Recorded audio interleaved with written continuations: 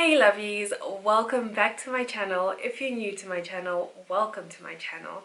My name is Priska, and in today's video I am going to be talking about the things I wish I knew before I moved back to Zimbabwe.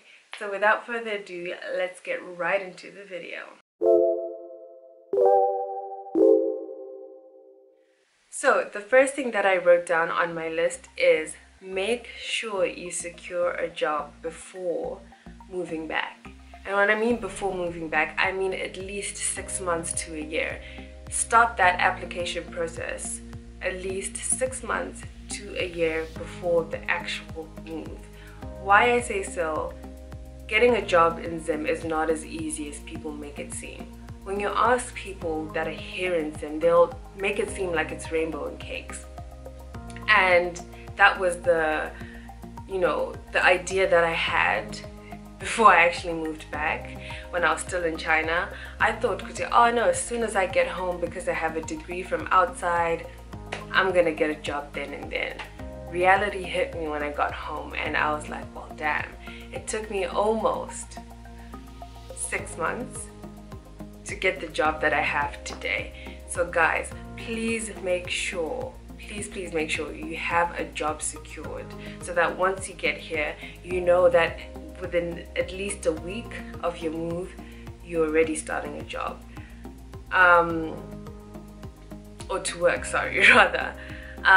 Yeah, so I know people that have graduated in universities here in Zim, that have graduated in top universities outside of Zim, and they've come back home and they've spent months and years without a job, and the only route that they've taken is to literally start their own businesses, which can be a good thing at the end of the day.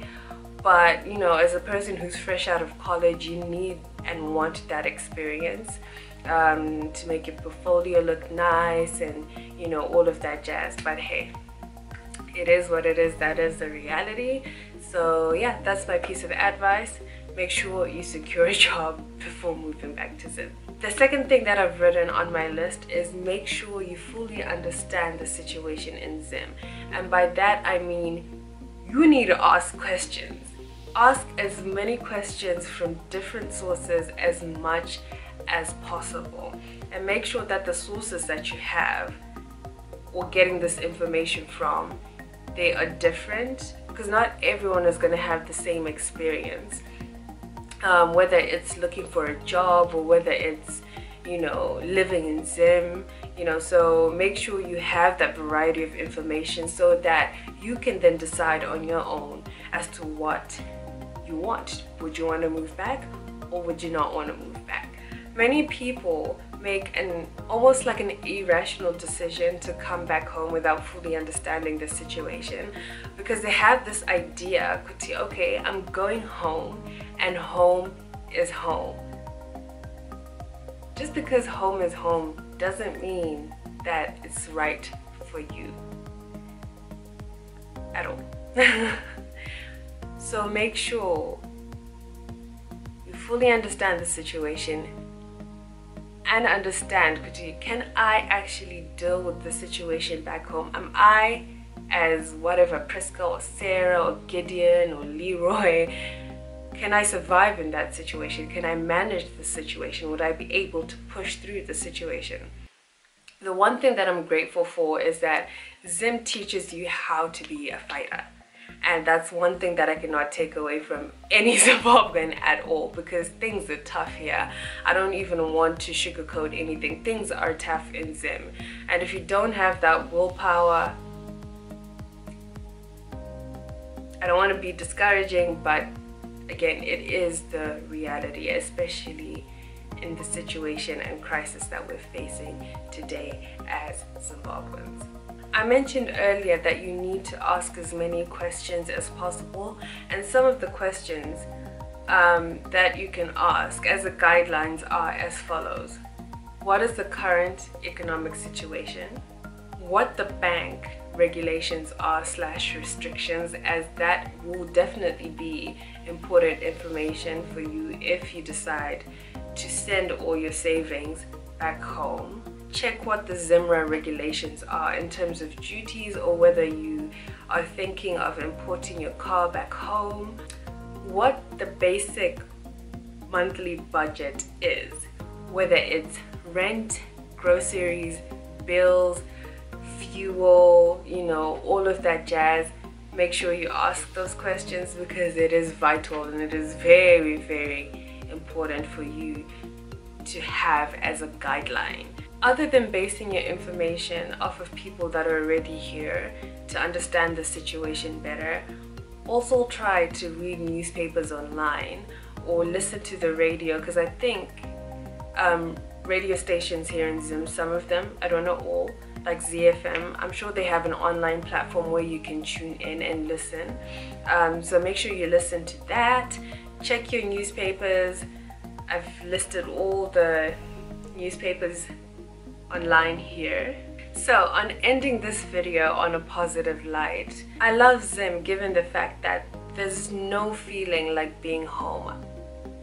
I haven't gotten that anywhere else I've lived other than being in Zimbabwe. You just feel at home, you know. Maybe it's because there's family, there's friends, things is familiar, you know, food, culture, in terms of all of that.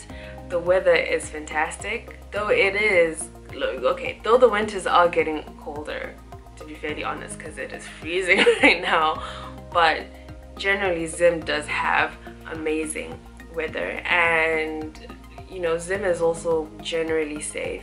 You might get the odd robberies here and there, but they're hardly violent, to be fair with you. And yeah, I think there's plenty places to visit here without having to like tear your pockets, you know, within a budget and quite affordable.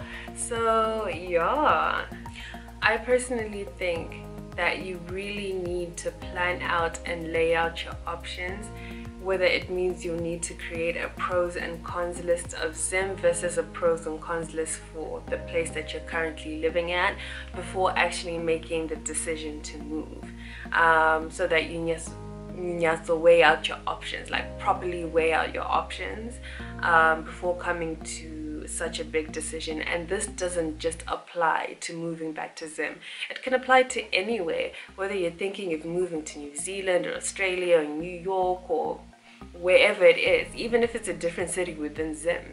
Just, you know, make sure you always plan out your stuff and you weigh out your options and you know what you need to know before making such a big decision. But anyways guys, thank you so much for watching. Hope this video helps those Zimbabweans that are in diaspora that are thinking of moving back. I hope this helps you as a guideline to making your decision and things that you need to consider and questions that you need to ask. And yeah, don't forget to subscribe, like and share my video, and I'll see you next time. Bye.